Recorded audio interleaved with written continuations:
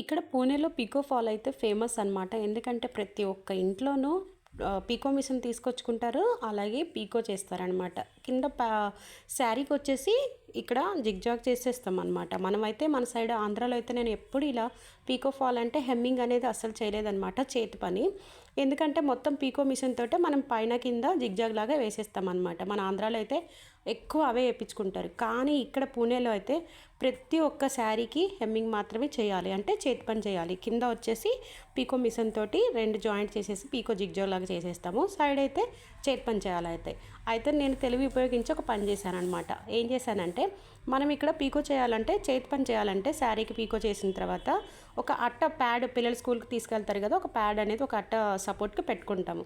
కానీ నేను ఇక్కడ ఏం చేశానంటే, నాకు కొంచెము నేను ఇక్కడ ఒకటి ప్లేవుడ్ మిగిలిపోయిందనమాట. సో దాన్ని నేను ఏం చేశానంటే, కరెక్ట్ సైజు ఫాల్ అంత సైజు సరిపోయింది. ఈ విధంగా